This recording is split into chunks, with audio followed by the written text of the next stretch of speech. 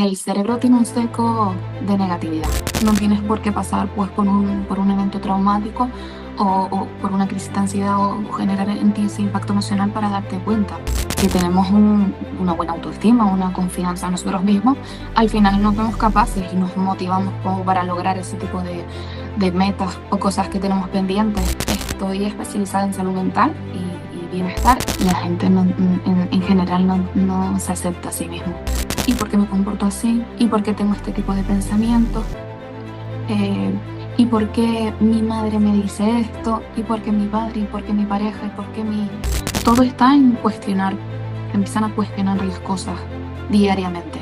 Ser consciente de hasta qué punto somos permisivos con los demás. A mí me gustaría que la gente confiase más en sí mismo. Al final, todo tiene una solución y la realidad detrás de ese móvil, esa cámara, es otra cosa. Cuando somos conscientes de que queremos hacer ese cambio, tiene que ser algo de forma gradual. Utilizas las redes sociales de forma activa, no de forma pasiva. Es decir, si por lo menos te entretienes o intervienes o buscas contenido que realmente te aporte, te guste. Hay gente, como digo yo, que sobrevive, ¿no?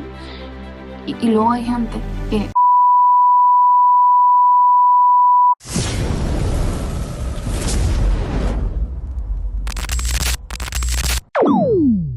Doña Marta Hernández, bienvenida, ¿cómo estás? Muy bien. ¿Y tú qué tal todo? Yo estupendamente, encantado de tenerte aquí. Os adelanto ya para todos los seguidores de Las Dietas No Funcionan, que clásicamente todo el mundo cuando se plantea hacer un cambio de vida, hacer una dieta, que no me gusta nada la palabra, pero la empleamos para que nos entendamos todos, siempre piensan en lo mismo, en dejar de comer o comer menos, empezar a moverse más, tener más actividad física, pero nadie se acuerda de lo que tenemos aquí dentro. Y a veces realmente el manejar a este muñequito que tenemos aquí nos puede ayudar a tener un resultado mucho más satisfactorio y sobre todo más sostenible en el tiempo. Y por eso tengo yo a Marta aquí hoy, que voy a aprovechar para que ella misma se presente y nos diga el por qué todos los que nos están escuchando ahora mismo deberían quedarse hasta el final para que sepamos lo que ella nos va a aportar. Adelante, Marta, cuéntanos un poquito. Pues mi nombre es Marta Hernández, yo soy psicóloga general sanitaria, estoy especializada en salud mental y bienestar y estoy aquí hoy pues un poco para explicarles cómo influye la autopercepción y esa autoimagen que tenemos con nosotros mismos. ¿Tú por qué, Marta, decides centrar tu trabajo en el tema de la autopercepción y la autoimagen? Entiendo que es algo que te gusta, pero realmente ves ahí que es como una asignatura pendiente. Un poco cuéntanos por qué realmente tú pones el foco ahí y desarrollas tu actividad profesional en esa faceta, por favor. Pues desde muy joven, con amistades, parejas y con el tipo de personas con las que me relacionaba, pues me daba cuenta cuánto impactaba en la vida personal de cada una de esas personas la autoimagen, ¿no? O la autoconfianza que tenían consigo mismo. Entonces, a lo largo de la carrera y con toda esa serie de asignaturas que íbamos viendo, pues hice especial hincapié en esa autoimagen que no solo nos afecta a nuestra autoestima, sino también pues a las relaciones, a las decisiones que tomamos e incluso a nuestro bienestar en general.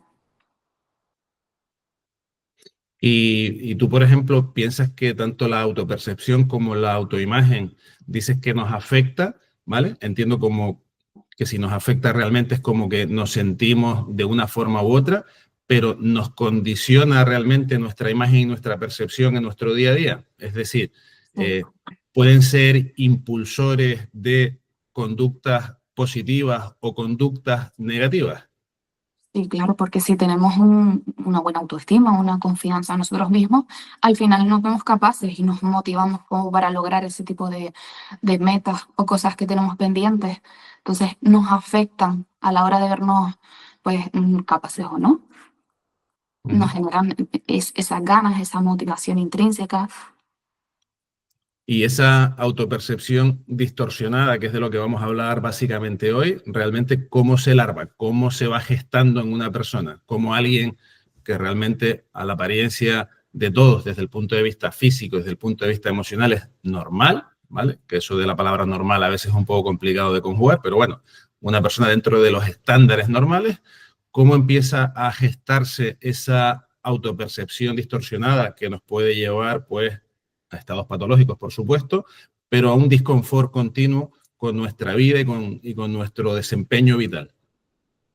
Pues porque el cerebro tiene un seco de negatividad, que al final, pues nosotros como seres humanos tendemos a la supervivencia, a sobrevivir, entonces nunca vamos a estar conformes con nada.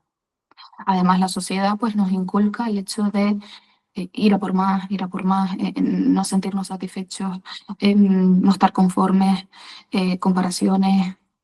Entonces, como no hay una satisfacción cuando realmente logramos ese éxito.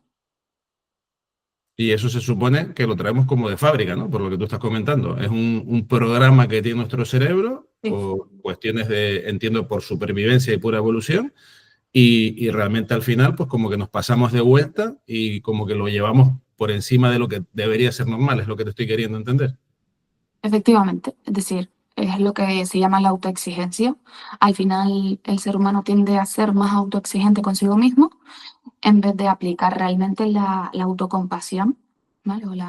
O el sentirse satisfecho, eh, limitándose a ver esos factores que realmente le definen como ser humano y no tanto en hacer hincapié en lo que no pueda desempeñar o en las limitaciones que tenga.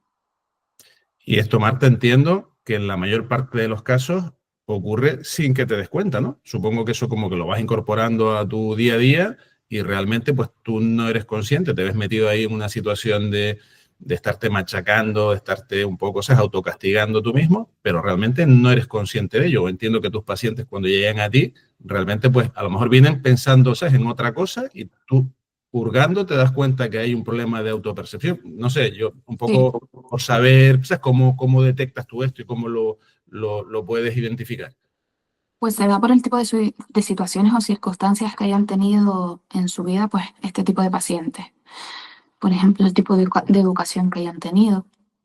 Al final, si han tenido pues unos padres que han sido bastante exigentes a nivel académico, pues eso les va a generar esa frustración consigo mismo de no conseguir nunca el satisfacer, en este caso a los demás, a sus padres, o el tipo de circunstancias que se les den, pues con relaciones de amistad, con parejas, pues, todo acorde a cómo se haya dado, perdón, su vida y el tipo de circunstancias que haya vivido, pues ahí se identifica cuál es el tipo de diálogo interior, que ahora también hablaremos de ello, que Mm, mantienen consigo mismo, que genera esa autoexigencia y no sentir compasión por sí mismo. ya. Y un poco por intentarlo llevar al terreno. Vamos a suponer que yo no soy consciente de que tengo una autopercepción distorsionada. ¿Qué señales, qué cuestiones, qué pistas tendría que estar cualquiera de las personas, yo mismo, cualquiera de las personas que nos estás escuchando, diciendo, oye, pues estoy empezando a darme cuenta a lo mejor que no voy por donde debería ir, o resulta, ¿sabes qué?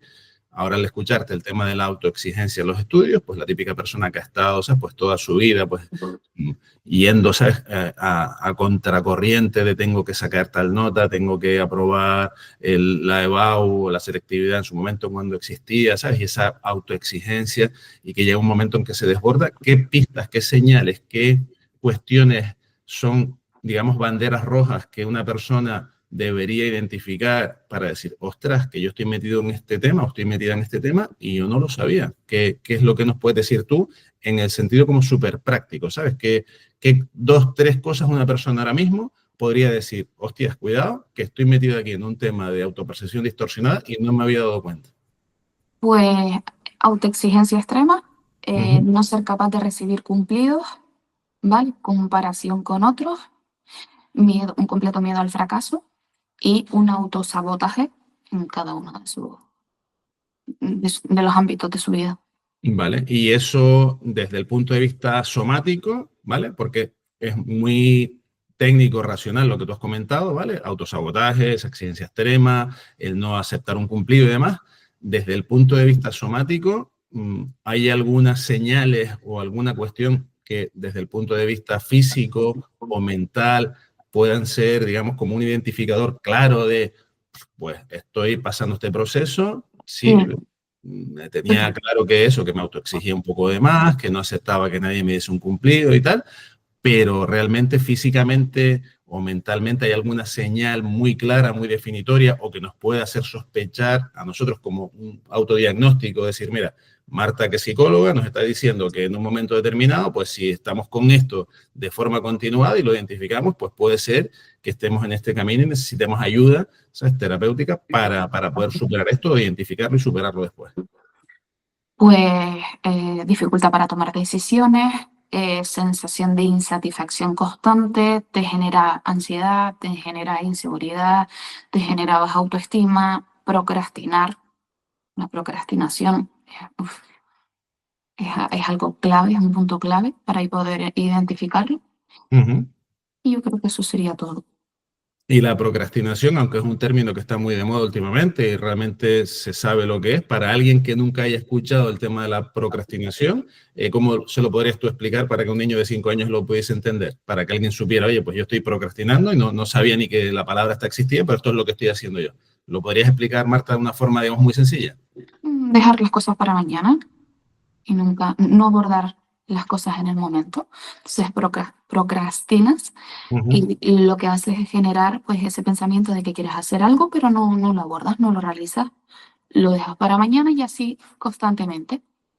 Es decir, en resumen, es no quererte enfrentar posiblemente a las cosas más inmediatas o a los retos o a las cuestiones más sencillas que tengas que hacer, ¿no? Dejarlo todo para después, por así decirlo. Sí, porque muchas veces ocurre que una vez que comienzas a realizarlo, al final te das cuenta de que no supuso nada realmente, ni te iba a costar pues todo lo que tú pensabas. Pero el hecho de procrastinar es ni siquiera ponerte a ello. ¿Y tú crees que a consecuencia de esto, por ejemplo, existe la posibilidad o realmente nos ocurre que empecemos ya a ir mal y nos centremos solamente en ver aquello que está mal y no veamos todo aquello que hemos construido que puede estar bien? Te lo digo porque teniendo conversaciones informales con muchas personas que supuestamente o aparentemente tienen una vida magnífica, que son, o sea, que lo tienen todo. Después resulta, ¿sabes?, que tú desde fuera ves que lo tienen todo, pero cuando escuchas, y ahora entraremos en el tema del diálogo interior, que supongo que lo fomentará, cuando escuchas a esa persona verbalizar pues su vida, te das cuenta que todo es un no enfrentar posibles situaciones, como dices tú, procrastinan temas que son sencillos y sobre todo también lo que ves realmente es que están centrados en aquello que les falta, se supone, cuando lo tienen todo, pero no son capaces de darse cuenta de todo aquello que tienen, ya no solamente desde el ámbito material, sino desde el ámbito psicológico, personal, amistades, familia, trabajo. Si están más pendientes de lo que no tienen, ¿sabes? Como una carrera de estas súper desesperada por alcanzar algo que tampoco se sabe muy bien qué es y realmente no son capaces de valorar aquello que sí tienen, quizás motivados por esa autoexigencia que tú decías, no lo sé. Y un poco ahí me gustaría, ¿sabes?, pues, saber tu opinión al respecto y si esto tiene que ver, y ya nos metemos un poco de lleno con el tema del diálogo interior, que creo que es una faceta que a ti te gusta bastante y que la dominas bastante. Sí, eso en cuestión es el autosabotaje del que estábamos hablando antes. Al final la persona es incapaz de sentirse pues adecuada o adaptada consigo misma, lo cual le lleva a no conseguir esas metas, alcanzar esas metas que se había propuesto. Entonces al final ese enfoque negativo que tiene en todas las áreas de su vida le impide pues realizar ningún tipo de autocompasión y darse cuenta de todas las buenas cualidades que tiene, de todo lo que ha logrado, de todo su entorno o el buen desempeño laboral que realiza, porque como decías tú, al final te ves afectado en todas esas áreas y todo comienza a ir mal, todo. O sea, al final los pensamientos irracionales, que son un poco ese diálogo interior negativo que tienen las personas que se autosabotean en este aspecto, dan lugar a no ser racional, a no ver la realidad o esa parte lógica de las cosas. Y realmente, Marta, tú te puedes dar cuenta de esto, es decir, si tú eres primera persona, que estás con esa autoexigencia, ese diálogo interior bastante crítico y destructivo, tú eres capaz de darte cuenta, es decir, tienes alguna especie de señal, un halo de esperanza que dices, me doy cuenta, pero automáticamente me vuelvo a caer dentro del pozo. Cómo realmente una persona llega a un poco a abrir los ojos y decir, oye, pues esto no está yendo bien, o realmente depende de que por cuestión de azar, el entorno familiar, algún amigo, es decir, ¿cómo es este circuito? Porque tú me lo estás contando y yo realmente, por experiencia personal conmigo mismo, sé que hay veces que las cosas no me salen bien, yo un poco me castigo, entre comillas, pero tengo la capacidad de darme cuenta, minimizar, relativizar y afrontar el problema desde otra perspectiva o simplemente dejar pasar el tiempo, porque a veces muchas cosas se solucionan con tiempo. Y ya luego, pues, retomar mi actividad normal y bajar ese ruido interior, esa conversación interna negativa, ¿no? Entonces, yo, por ejemplo, sé que soy capaz de ver eso, pero la pregunta es, si estamos hablando de esto, entiendo que hay personas que traspasarán una barrera que no son capaces de verlo, o por lo menos si lo ven, no tienen la capacidad de pedir ayuda. Entonces, mi pregunta es, ¿tú eres consciente en un momento determinado? Cuando digo tú, es la persona en general que está pasando por ese tránsito. ¿Es consciente de eso? ¿Hay alguna posibilidad de que en ese momento pues pida ayuda, o hay alguna forma que desde fuera al entorno, personas que nos pueden estar escuchando, que no tengan esa problemática, pero tengan un ser querido cercano que esté transitando por ese tipo de vía, ¿no? Se me ocurre pensar, pues, típicos padres que tienen a una hija o un hijo que está estudiando ahora mismo para enfrentarse a una EBAU, que tienen que sacar nota para entrar a una carrera, sobre todo las más complicadas, ¿no? Y tiene ese diálogo interior, pues, que la está consumiendo, lo está consumiendo, y una autoexigencia, y llega a pasar los indicadores de lo normal y pasa a la parte patológica, y esto se puede convertir en un desastre, ¿no? Entonces, esos padres que están fuera, ¿cómo pueden detectar que esa persona está ahí? O esa persona que está inmersa en eso, ¿cómo puede ser autoconsciente y decir, ayuda, no puedo? ¿Cómo funciona todo esto, Marta? Realmente difícil, realmente bastante difícil, porque la persona cuando tiene ese estilo de pensamiento, ¿no? No es capaz de identificarlo muchas veces, porque está acostumbrado a hablarse así, a comportarse así, a pensar así sobre sí mismo, sobre los demás. Entonces, tiene una insatisfacción real sobre las cosas en general, ¿no? Entonces, en ese aspecto es difícil. Hay gente, como digo yo, que sobrevive, ¿no? Y luego hay gente que, debido a las consecuencias, como son consecuencias bastante significativas, eh, hay gente que, debido a ese tipo de consecuencias, o cómo se ve afectado en todas esas áreas de su vida, sí que pues hacen hincapié en qué pueda estar ocurriendo. Entonces empiezan a ir a las dudas, empiezan a cuestionarse cosas. ¿Y por qué me comporto así? ¿Y por qué tengo este tipo de pensamientos? ¿Y por qué mi madre me dice esto? ¿Y por qué mi padre? ¿Y por qué mi pareja? ¿Y por qué mi...? Porque claro, muchas veces reciben comentarios por parte de esas personas cercanas, de esas personas que tienen a su alrededor, que claro, ellos entienden que les quieren, ¿no? Que tienen esa aprecio, entonces reciben pues esa ayuda, ¿no? Entonces hay gente que no es capaz de identificarlo y que ha vivido y vivirá así durante toda su vida. Y luego están este otro tipo de personas que, al final, esas consecuencias de estrés, de ansiedad, de no sentirse bien constantemente. Entonces te llega pues a unos picos tan altos de inconformismo, que ahí ya todo está en cuestionar, te empiezan a cuestionar las cosas diariamente. Y con respecto a todo, hasta gestos que tienen, el no ser capaz ni siquiera de seguir un hilo de la conversación de cualquier tema, o sea, todo se lo cuestionan, y ahí es cuando probablemente acudan también a terapia, porque se den cuenta de que necesitan ayuda de un profesional de la salud, básicamente.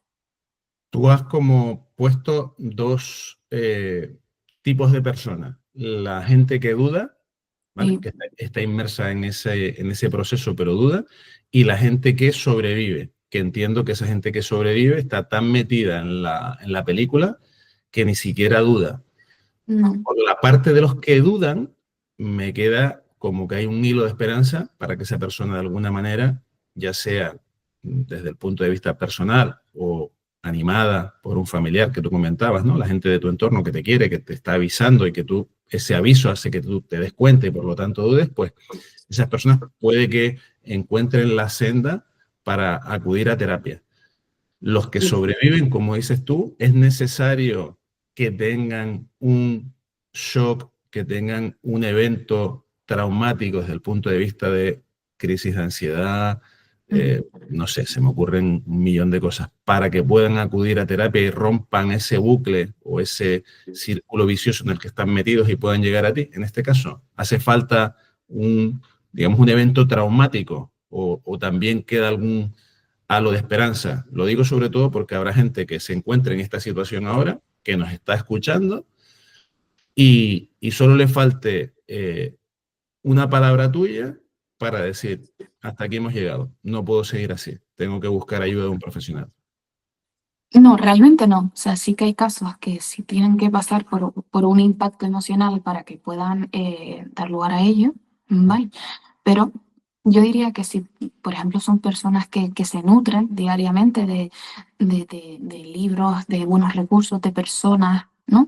De personas allegadas que puedan facilitarles, pues nuevos recursos sobre el comportamiento humano, curiosidades, pues si hay algo, alguna herramienta de este tipo que pueda pues hacerles ese clic, como digo yo, de hacerles la pregunta de qué pueda estar pasando con ellos mismos y si tienen algo en lo que puedan mejorar, porque realmente el fin es ese, o sea, mejorar mm, por generar ese bienestar en sí mismo. Entonces, si hay algo, ¿sabes? Una serie, una película, un programa de televisión que, ¿sabes? Han podido conectar con esa información que se les está trasladando realmente o que se está trasladando a la sociedad y en su caso ellos identifican que pueda ser su problema, pues también suele ser, ¿eh?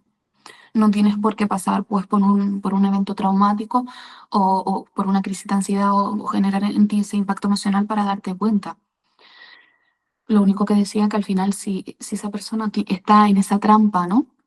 De perfección, sí que es verdad que les cuesta salir, porque están acostumbrados a estar pues en ese nivel de inconformismo, de malestar, que les impide como bajar un peldaño, ¿sabes? Y tener ese diálogo interior, esa compasión, esa autoaceptación consigo mismo. Uh-huh. Tú me estás hablando de herramientas externas, como puede ser una serie, un libro, una conversación, entiendo, que al final entiendo que el objetivo en sí es que esas personas que están metidas en ese círculo vicioso, pues eleven un poquito su conciencia, su nivel de conciencia y sean capaces un poco de decir, bueno, ahora me voy a agarrar de esto y voy a empezar a construir. Dos preguntas muy sencillas. Primero, hablas de un libro, por ejemplo, ¿qué libro le podrías recomendar a la audiencia que estuviera en un problema de este tipo, que tú lo suelas manejar con tus pacientes y digas, mira, pues yo he recomendado este libro o estos libros y la verdad es que veo, sabes, que mucha gente responde positivamente al darse cuenta de lo que está ocurriendo. Y otra pregunta seguida, a colación de esto, es una vez que la persona a través de un libro, por ejemplo, puede encontrar, ¿sabes?, ese camino, ¿cómo una recomendación, dos, tres, las que tú quieras, básicas, de cómo ese diálogo interior, pernicioso, malévolo, lo podemos empezar a transformar en algo más beneficioso para nosotros mismos? Alguna herramienta de andar por casa que digas tú, oye, pues mira, pues si tú leyeses las palabras de este autor, ¿sabes? Y te das cuenta que ahí está la cosa empezando a ir mal y la puedes mejorar, pues yo te diría o te recomendaría, evidentemente, que acudiese a terapia, pero que ya que empezaras tú en casa a hacer este tipo de ejercicios o este tipo de aproximaciones. Vale, como han sido varias preguntas, empiezo por el tema del libro.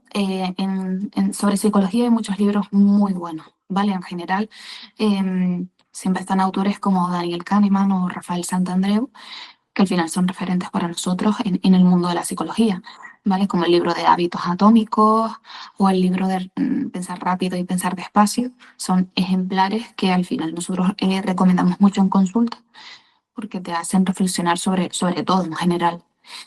Eso por un lado. Luego, ¿podrías repetirme las otras preguntas que me realizaste?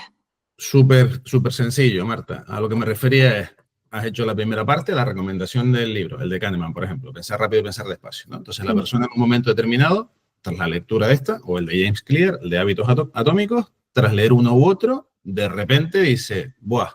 Sé que yo, ¿sabes? Identifico ya realmente que este problema se me está yendo de las manos, o que se me ha ido de las manos por completo, o se me había ido, y tengo que ponerme en marcha a cambiar cosas. Pero claro, no sé cómo demonios implementar un cambio. Entonces, lo que te pedía yo es 2, 3, una rutina, recomendación de andar por casa para que esa persona empiece a mejorar ese diálogo interno, esa autocrítica y la empiece a suavizar, que la empiece un poco a domar, a domesticar, para que las cosas empiecen a ponérseles un poco mejor de cara incluso a acceder a un terapeuta para que lo ayude a gestionar con mejores herramientas todo este cambio. Pero te estoy pidiendo una cosa como muy sencilla, estas típicas cosas del ser autodidacta, ¿no?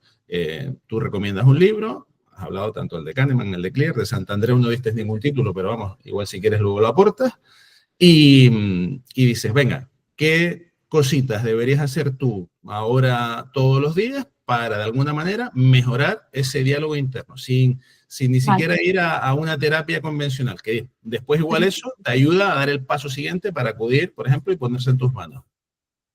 Vale, pues técnicas a aplicar sería pues aprender a tener un mejor diálogo interior con nosotros mismos, enfocarnos en de qué forma nos hablamos o no, nos tratamos, es decir, cambiar ese diálogo interior, ¿vale? Luego también viene bien practicar un poco la gratitud, es decir, el ser conscientes de los aspectos en los que tenemos que sentirnos pues agradecidos con nosotros mismos. Luego diría pues aprender a tolerar la imperfección, porque al final pues somos seres humanos y no tenemos por qué ser excelentes, esa excelencia o buscar esa perfección en todo. Eh, Luego también diría enfocarnos en el progreso, ¿no? En cada paso que demos. Intentar no compararnos constantemente con los demás y, y poco más, no centrarnos en esa perfección constante. Vale. Has comentado varias cosas que, vamos, estoy completamente de acuerdo contigo, que son elementos, yo creo que tranquilizadores, liberalizadores, que de alguna forma nos pueden dar un paso hacia adelante.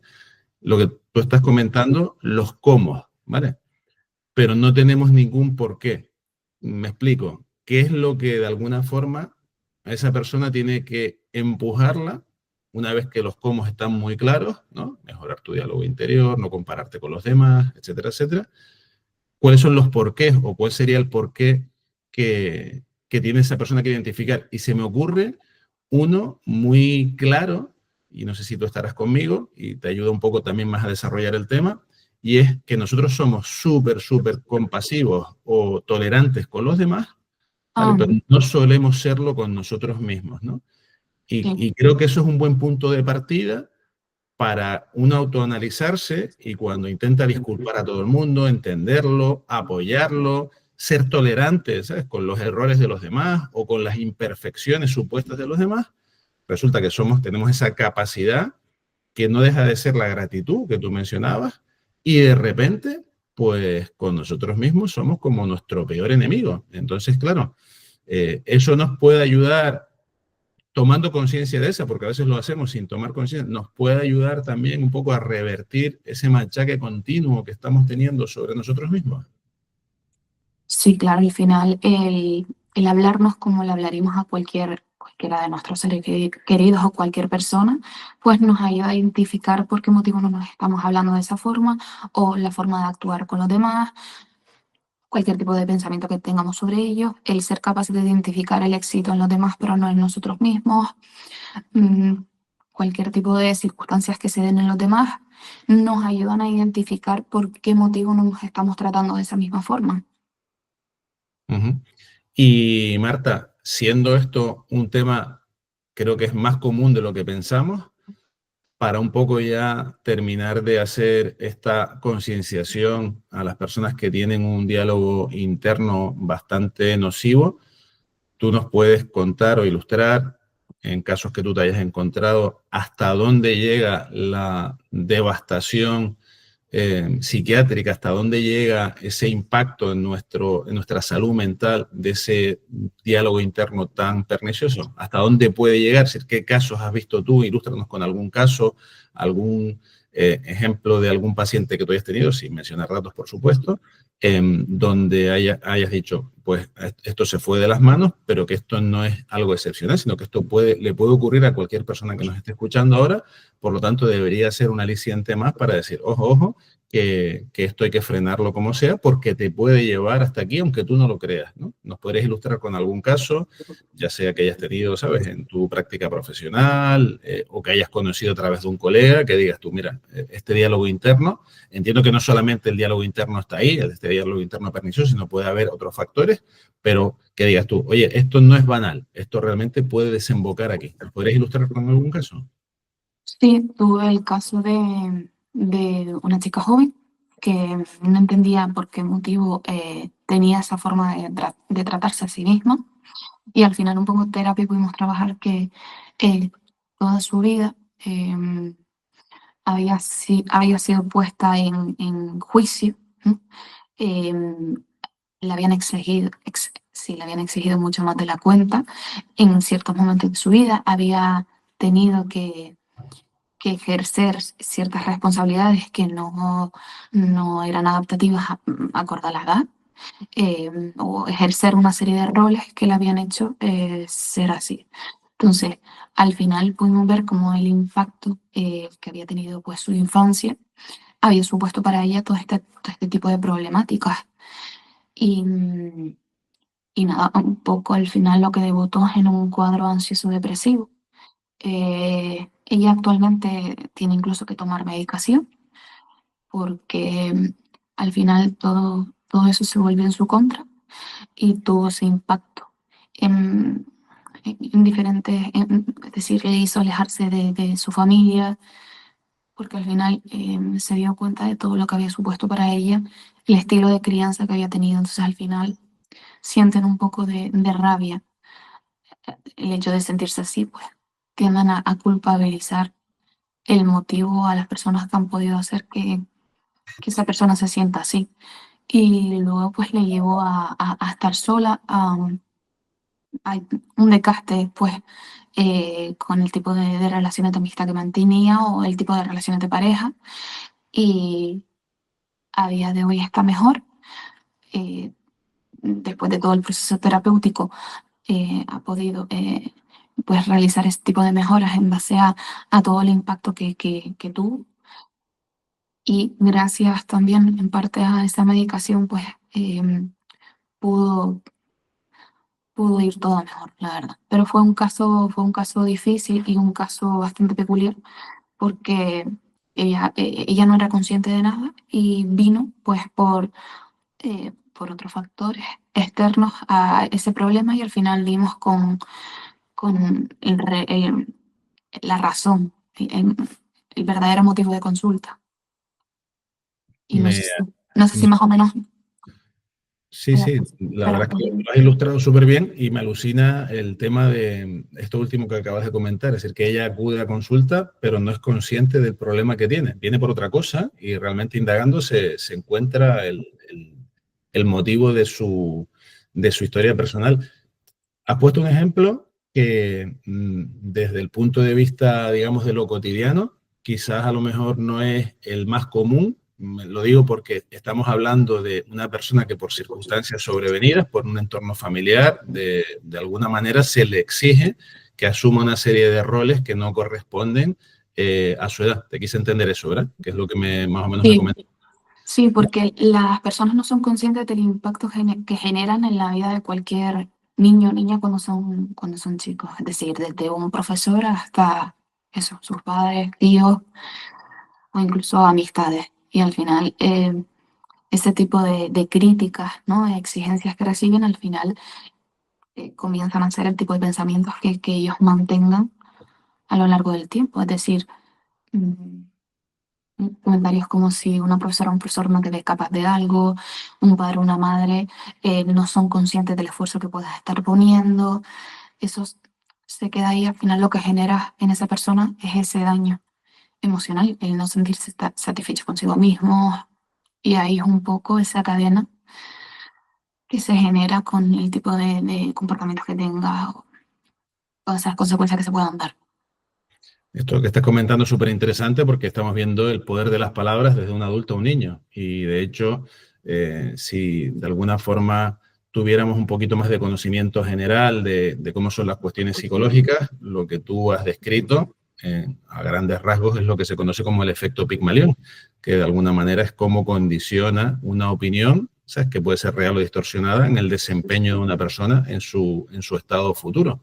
Animo a todos aquellos que no conozcan el efecto Pigmalión que lo estudien porque es la muestra evidente de cómo nuestras palabras a una persona en formación, a un niño, a una niña, pueden hacer que de alguna manera pues, su destino vaya hacia un lado o hacia otro. De hecho, el ejemplo del experimento más concluyente del efecto Pigmalión es que se falsean unas notas en la clase y a niños que en teoría no tenían capacidad intelectual, o sea, pues para afrontar un examen se les engordan las notas, se les ponen unas notas magníficas de sobresaliente y demás, cuando sabía que eran personas que no tenían esa capacidad o no creían tener esa capacidad, y automáticamente su desempeño a lo largo del tiempo aumenta, porque se creyeron que eran merecedores de ese halago y de alguna forma pues se predispusieron a sacarlo en adelante. Y esto también puede ocurrir pues justo al revés, que es el ejemplo que estaba relatando Marta ahora mismo. Yo te digo, me parece súper curioso por lo que te decía de que el ejemplo de esta persona hace relación a lo que suponen las palabras en un niño.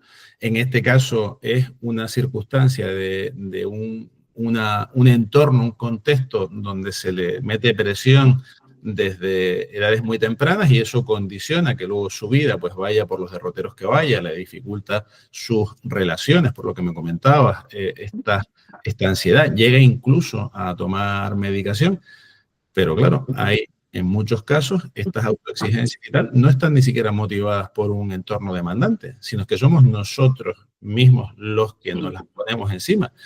Y eso me parece llamativo y sobre todo te quería preguntar, porque claro, cuando tú encuentras una causa clara y es, oye, mi entorno ha hecho o me ha empujado a que yo vaya por ahí. Y entiendo que esto, a pesar de que existe medicación, que hay una terapia, te iba a preguntar, por un lado, ¿cuánto duró o cuánto dura una terapia de este tipo? Y en el caso donde no hay unos desencadenantes claros, pues el abordaje es el mismo. ¿Cómo se lleva esto? Porque cuando, claro, tienes la causa, la puedes encontrar rascando, pues creo que es miel sobre hojuelas, a pesar de que lleva un trabajo por detrás. Pero cuando no hay causa aparente, cuando la persona se lo ha, digamos, autogestionado a sí misma, se lo ha creado a sí misma, ¿cómo? Disculpa, disculpa que te interrumpa, que te iba a decir, es que requiere mucha conciencia, práctica, paciencia, el proceso terapéutico se hace muy largo, la verdad. En mi caso, la terapia sería terapia cognitivo-conductual, para mí es un poco la más idónea, y sería cuestión de paciencia, porque al final la persona por sí misma no es capaz de identificar el problema real que ocurre con el tipo de comportamientos o el tipo de habla o trato que tiene consigo misma. Entonces resulta mucho más difícil todo ese proceso. Y tú hablas de medicación, entiendo que el tratamiento es multidisciplinar, que aparte de una psicóloga como tú, tiene que haber también un psiquiatra en medio. Sí. Y con respecto al tema de la medicación, te lo digo porque ahora vivimos en la era de que la pastilla todo lo arregla. Desde la perspectiva profesional, la medicación para ti es un parche, es una solución transitoria, es un impulso para la terapia. Es decir, ¿dónde colocarías un poco el uso de la medicación? Depende mucho del caso de la persona. Muchas veces puede ser un parche, muchas veces puede ser un impulso también. Pero nosotros como psicólogos trabajamos muchas veces mano a mano con psiquiatras porque hay casos que se necesita de esa ayuda, pero en otros aspectos no lo veo necesario realmente. Si el problema se puede coger a tiempo, si la persona está con esa predisposición de querer pues, ayudar y, y tener esa iniciativa consigo misma, yo no veo la necesidad como tal. pero como te decía, depende del caso. O sea, las circunstancias de las personas son muy distintas. Yo veo casos diariamente muy diferentes y estamos hablando de un tema que habría que ver muchos factores eh, y todo influye. No, no es fácil realmente. Yo si no veo la necesidad, no estoy a favor de que se mediquen, simple y únicamente porque es como una sonrisa falsa, como digo yo. Es como no, no ver la solución realmente del problema o aprender a vivir con ello o un crecimiento personal, una mejoría. O sea, un abordaje real. A veces no lo veo, pero en ocasiones perdón, la medicación es necesaria. Entonces, depende mucho, depende. Esto que estás diciendo, Marta, es súper potente porque, como te digo, y tú lo sabes bien, vivimos en la sociedad de la inmediatez, todo lo queremos arreglar ya, al igual que tardamos meternos en un proceso patológico y tardamos años y no nos damos cuenta, luego queremos la solución de manera inmediata y fiamos esa solución a la pastilla, al remedio milagroso de turno, y esto vale tanto para los problemas psicológicos como para las dietas, para los cambios de peso, para todo. O sea, queremos que se haga todo ya. Y el mensaje que tú estás dando es muy potente, porque lo que estás diciendo es que realmente hay que hacer una intervención personalizada, hay que rascar mucho, hay que buscar esa autoconciencia que no deja de ser el compromiso en querer mejorar. Si una persona no está comprometida consigo misma, es muy difícil que esa persona mejore y sobre todo no solamente que mejore, sino que mantenga esos nuevos hábitos o esa actitud o ese sistema defensivo frente a la problemática en el futuro para que la mantenga en el tiempo. Y como dices tú, pues en ocasiones y siempre pues de la mano de un equipo multidisciplinar, pues es conveniente pues dar ese empujoncito con la medicación, pero sí que es verdad que también tú lo dices, que a veces esa medicación es un parche que no va a solucionar el problema y simplemente lo que va a hacer es taparlo un poquito y perpetuarlo, que es lo que sucede en la mayor parte de los casos. La verdad es que te agradezco que haya sido clara aquí, porque es un punto definitorio y creo que rompe un poco esta creencia general ahora que una pastilla lo arregla todo, cuando realmente vemos que hay que hacer un trabajo de base mucho más potente. Marta, pasamos un poco del tema de la autoimagen, este diálogo interior, a la autoaceptación, que parece que es lo mismo, pero realmente no lo es. Es como una, digamos, un paso posterior. La autoaceptación, las redes sociales, la comparación continua, cómo nos impacta esto en nuestro día a día y cómo de alguna manera puede socavar nuestra autoimagen, esta autoaceptación. ¿Nos aceptamos todos? ¿Somos buenos con nosotros mismos? ¿Cómo lo ves tú en tu día a día? Yo diría que no. La gente en general no se acepta a sí mismo. Al final intentan todo el rato pues alcanzar ciertos estándares que nos ha impuesto la sociedad. Entonces tienden a ver que nunca nada es suficiente y no tienen ese punto de humanidad, como decía antes. Les falta el reconocer, el valorarse, el darse cuenta de que al final cada uno tiene ese poder, esa autenticidad, esos rasgos que le diferencian del resto. Entonces ya solo eso te hace sentirse ser valioso, ¿no? Y yo diría que no, que la gente tiende a esa trampa de la perfección y autoexigencia consigo mismo que les impide pues aceptarse tal y como son. Y en la trampa de la perfección, cuando uno va un poquito más allá y empieza a aceptar que es imperfecto, porque todos lo somos, ¿crees que es peligroso que pensamos que aceptar esa imperfección, que es real, como digo, es resignarse? Lo vemos, es decir, es peligroso verlo desde el punto de vista negativo, decir al final, oye, llevo mucho tiempo persiguiendo la perfección, no voy a llegar, voy a aceptar que soy imperfecto, pero lo voy a aceptar no desde la realidad, sino desde la resignación. Es como, no me queda más remedio. Esto lo ves tú habitualmente, esto hay que combatirlo. Cómo lo enfocamos esto? Yo la verdad es que no lo veo igual, es decir, la resignación es rendirse, en cambio la autoaceptación es crecer, es crecer desde dentro, desde la conversión que tengas contigo mismo, desde las cualidades, habilidades que tengas, pues crecer comprendiéndote tú como persona. La autoaceptación no es rendirse y para mí resignación es eso, tirar la toalla. Y la autoaceptación es, vale, yo soy así, yo entiendo y me comprendo por qué motivo puedo ser así, soy consciente de mis rasgos de personalidad, de cuáles son las habilidades que tengo y voy a mejor, es decir, intento crecer con, siendo como soy, pero la resignación es eso, es un poco darnos por vencidos y no lo vería igual. Me gusta esa diferencia que hay entre como quedarse donde está, ¿sabes? Y aceptar esa resignación, esa rendición, lo has dicho además, rendirse versus crecer. Y creo que es como súper gráfico, ¿no? El decir, oye, yo no me voy a rendir, yo lo que tengo es que aceptar realmente que yo soy así, ¿sabes? Con mis cosas buenas y mis cosas malas, que a veces cuando lo analizamos nos tenemos que dar cuenta que no somos tan buenos como pensamos, que esa es otra de las trampas, ¿no? Que pensamos que somos magníficos y no lo somos, pero tampoco somos tan malos como creemos. Entonces tú dices, oye, vale, vamos a crecer. ¿Cómo ves tú el tema de el crecimiento personal que nos venden ahora, gurús, conferenciantes varios y demás, y el crecimiento personal real, voy a ponerle un nombre, real, el otro no es ni real ni irreal, sino es un poco el crecimiento personal enlatado, ¿vale?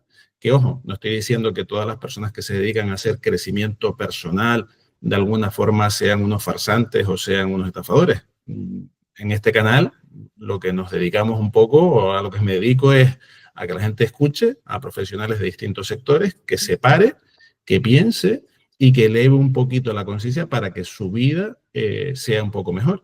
Yo si fuera a hablar un poco, a tipificar la categoría de este canal, le daría un poco los tintes de crecimiento personal. Por eso traemos a personas o traigo a personas para que nos hagan un poco, darle aquí a la maquinita, a la rueda y decir, ostras, que esto lo puedo hacer un poquito mejor.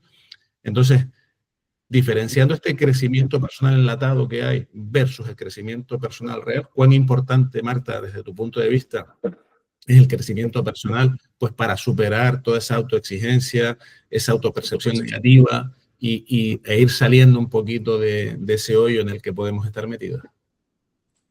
Yo diría que al final el crecimiento personal, visto de cualquier forma, nos ayuda a ser un poco más resilientes, ¿no? Y ver un poco con claridad todo. Entonces, te ayuda a no tener esa autocrítica destructiva contigo mismo.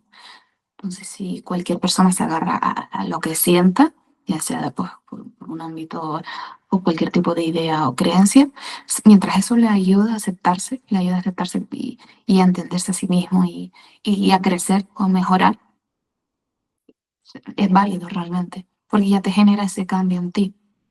Entonces, diría que no estoy ni a favor ni en contra de cualquier pues, creencia que puedan tener las personas o ese tipo de gurús o lo que, mientras eso le ayude y promueva en ellos ese bienestar emocional, está bien. Es decir, que por ejemplo, se me ocurre ahora mismo que en el momento, los años en los que vivimos, donde la religión ha quedado relegada a un no segundo plano, sino a un tercero, un cuarto, un quinto, eh, se me ocurre pensar que si alguien de alguna forma encontrara a Dios, por ejemplo, y eso le hiciera sentir bien, a pesar de que externamente, entre comillas, la religión actualmente no esté bien vista, sería, digamos, un elemento positivo o válido para explorarlo y explotarlo para que esa persona pueda crecer personalmente. Yo diría que sí, yo por lo menos en consulta escucho muchas cosas, muchos tipos de evidencias y no, no hago ese juicio crítico sobre lo que piensen o en lo que crean o el tipo de estilo de vida que mantengan. O sea, no sabría cómo decirte, pero no, mientras esa persona esté bien con esa creencia religiosa en este caso y le promueva pues tener buenos hábitos en su vida, genere ese bienestar, pues se rodee de personas que le llenen, es decir, si mantiene ese tipo de buenos hábitos y genere en sí mismo ese crecimiento personal, pues no lo veo como algo negativo. Otra cosa es que el tipo de creencias que tenga, pues le impiden realizar muchas cosas o eso, no avancen, no crezcan o no generen bienestar en sí mismos, a lo mejor adopten una serie de malos hábitos o dependencias. Mientras eso no sea así y no les limite en su día a día, al final todos somos personas diferentes, tenemos cada uno nuestro punto de vista, el tipo de creencias, gustos, entonces no puedo hacer ese juicio crítico sobre nada. Hay, hay personas que les ayuda muchas veces el budismo, me lo comentan en terapia, o hay personas que no sé, tienen otro tipo de creencias religiosas y mientras eso les ayude, les genere ese bienestar, pues no veo problema. Has nombrado varias veces ahora el tema de no hago juicios críticos. Entiendo que hay una parte que es la parte profesional, que te obliga a no tener que hacerlo. Tú puedes pensar lo que tú quieras internamente, pero no los emites hacia afuera. No, Pero mi pregunta va en, ¿no crees que la sociedad en general, no sé exactamente muy bien por qué, dónde está el origen, estamos juzgando demasiado todo el día? Queremos sí, tener una opinión acerca de todo, todo lo calificamos como bueno, como malo, que no crees que eso se ha convertido en algo habitual en todos nosotros. sí. Todos nos vemos capaces de em, aconsejar, de criticar, de dar opiniones sin que nadie las pida o de hacer ese juicio sobre los demás, tener ese primer mal pensamiento sobre los otros. Y sí, se aplica constantemente de forma injusta, cuando en realidad no sabemos las circunstancias de nada. Y por eso hacía hincapié antes que no realizo ese juicio crítico porque no soy quien, a pesar de ser Marta en el momento de consulta, soy psicóloga, entonces evito y al final es una cuestión también de mejorar a uno mismo y no vernos capaces de realizar ningún tipo de crítica o creernos eh, con más ética o moral con respecto a cualquier cosa en relación con el otro. Ujú.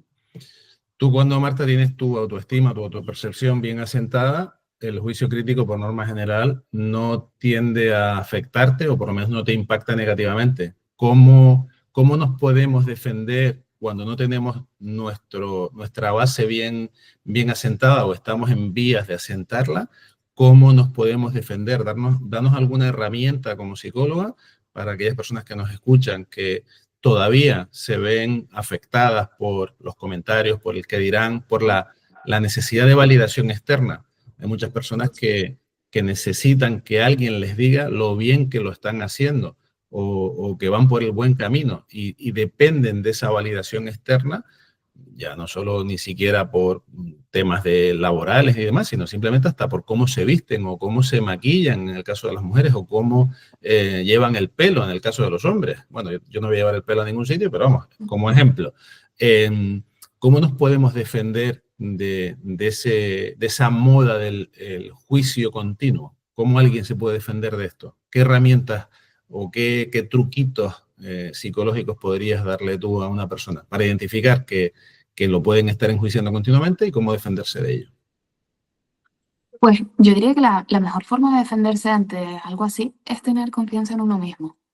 Si al final tú eres consciente de la valía personal que tienes, de cuáles son tus cualidades o de lo que te ves capaz o el punto de vista que tengas, si tienes tu punto de vista general, ¿no? Sobre las cosas fortalecido, ¿no?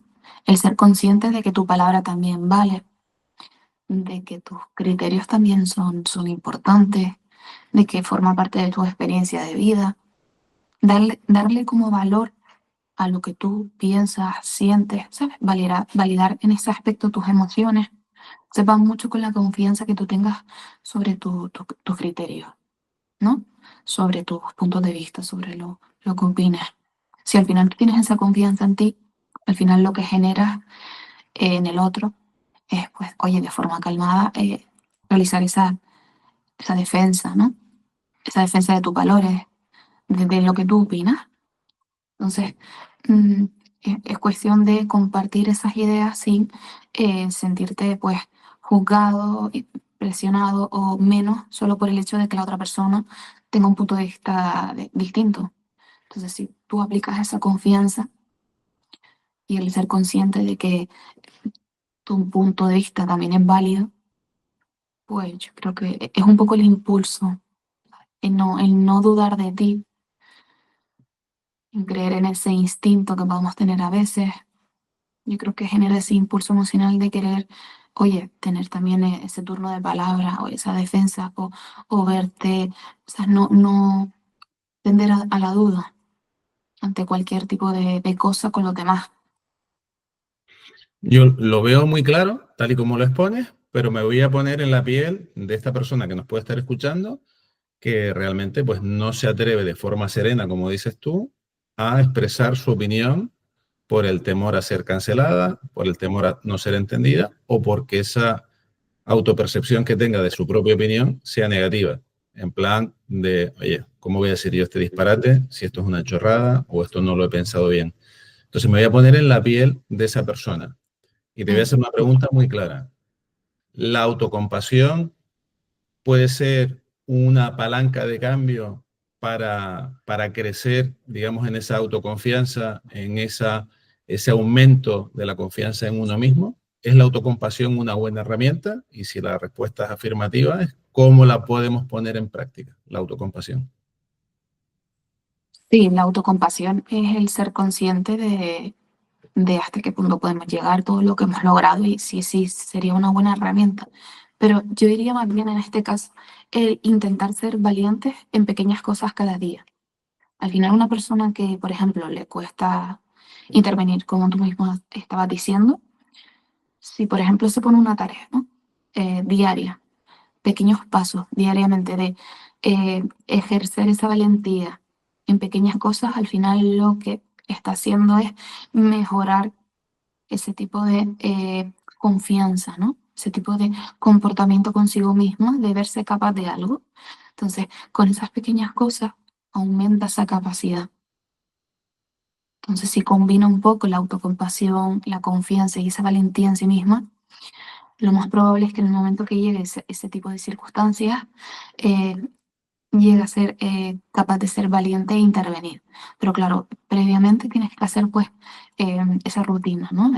El vernos capaces de algo o ser valientes de algo, pero ir de forma gradual de eso, ser valientes en pequeñas cosas e ir avanzando en ese aspecto. No sé si Vale. no sé si me he explicado con esto. Te explica súper bien con el tema de esos pequeños retos, esas pequeñas valentías, ese pequeño, digamos, ese porcentaje incremental del día a día. Ahora está pensando en Hábitos Atómicos, el libro que mencionamos antes, ¿no? Ese 1% todos los días de mejora que nos va llevando luego a tener una gran mejoría. Y lo que te iba a pedir por rematarlo y ponerle una guinda es que te pusieras ahora en la piel de terapeuta que tú eres y pensaras en alguno de tus pacientes y lo llevaras a un ejemplo concreto, es decir, cualquiera de las personas con las que tú puedas haber tratado, que nos digas exactamente esa pequeña valentía que tú le pides que asuma, que a veces ni siquiera es consciente de que es una pequeña valentía, que nos pongas un ejemplo concreto de algo que sea tangible, que para Sí, cualquier persona que nos esté escuchando diga, ah, a esto se refería con ser valiente, porque cualquier persona puede pensar que es hacer puenting o algo de esto, y me gustaría que lo no, no. llevara a este tema, ¿sabes? Práctico, para que alguien diga, ah, mira, pues esto es a lo que se refería Marta, yo hasta ahora ni siquiera lo había pensado, pues oye, lo voy a poner en práctica a partir de mañana a ver qué tal se me da a mí esto. Sí, yo tenía un caso de un chico en este caso él tenía ansiedad social, lo puedo relacionar un poco con el tema que estamos hablando. Y claro, a pequeños pasos me refería o a ser valiente, me refería a esta persona, por ejemplo, comenzó a poder llamar por teléfono. Es decir, él no podía llamar por teléfono porque ya solo el hecho de hablar él o solicitar algo él por teléfono o facilitar sus datos, ya eso le costaba, ¿no? La valentía, en ese aspecto, la confianza, mejor dicho, en sí mismo. Entonces él comenzó pues a poder llamar para pedir cita en el dentista o a la peluquería, es decir, el tener una conversación vía telefónica por alguien que no fuese de su entorno. Ahí estaba la falta de confianza. Luego, pues, simples detalles como el poder salir y tomarse un café solo, En muchas ocasiones ni siquiera era capaz de pasear a su perro solo o pequeños detalles como había algún tipo de evento, él no tenía a nadie con quien poder ir y el ser capaz de también acudir a ese evento solo porque él tenía ese interés real por ir también. O, eh, recuerdo incluso que era incapaz de en una tienda eh, comprar, ¿no? Pagar un poco porque iba a dar lugar pues a una conversación con esa dependiente o dependiente. Entonces, a pequeños actos o pequeños retos me refiero a esas pequeñas cosas en el día a día. Bueno, tampoco, recuerdo incluso ahora que me vino a la cabeza, que si algo ocurría, por ejemplo, con su pareja a nivel emocional, tampoco era capaz de iniciar una conversación, ¿vale? Entonces, también el hecho de iniciar una conversación con su pareja, cuando no estaba conforme con algo o necesitaba hablar algo relacionado con lo que sentía, entonces iniciar una conversación, incluso también marcar límites con su familia, le costaba mucho marcar límites saludables. Entonces, el comenzar a marcar un límite saludable, ¿vale? Porque tendía a ser una persona bastante permisiva. Entonces, toda esa serie de pasos al final lo que consiguieron es que él pues, se llenase de confianza, se sintiese validado por sí mismo y se diese ese lugar. ¿Sabes? Esa valentía que necesitaba la fue adquiriendo por esos pequeños pasos que vamos marcando en terapia. Al final es un trabajo, pues eso, a nivel particular en base a las circunstancias que tú tengas. Entonces, en su caso, pues se dieron de esta forma. Pues te agradezco el ejemplo, Marta, porque cuando tú hablabas de sus pequeños retos, claro, al final la imaginación es libre y nuestra audiencia podría estar pensando pues en cosas súper difíciles. Y tú has hablado de algo que para cualquiera de nosotros puede ser tan normal o tan natural como descolgar un teléfono y llamar para pedir cita o para encargar comida online, cosa que no les recomiendo a ninguno. Coman sano, no estén cargando, bórrense las aplicaciones del teléfono, que eso trae más mal que bien. Pues eso, algo tan sencillo como eso, pues claro, para esta persona era un reto descomunal y vencerlo en el día a día. Entiendo que tú le trazaste algún tipo de plan de acción donde tendría que apuntarlo en algún lado para que él viese sus progresos y los pudiese luego comprobar, pues al final hace que cambie. Vemos este tema como extremo, pero yo le invito a muchas personas de nuestra audiencia que vayan al cine solos, absolutamente solos. Hay muy pocas personas que han ido solos en la vida al cine. Y cuando se lo plantean y piensan en ello, no es fácil. Me pasó hace muchos años, yo no estaba acostumbrado a ir solo al cine. Y la primera vez, puedo decir entre comillas, que sentí un poco de miedo. No sé si era el no verme capaz, este tema de autoaceptación.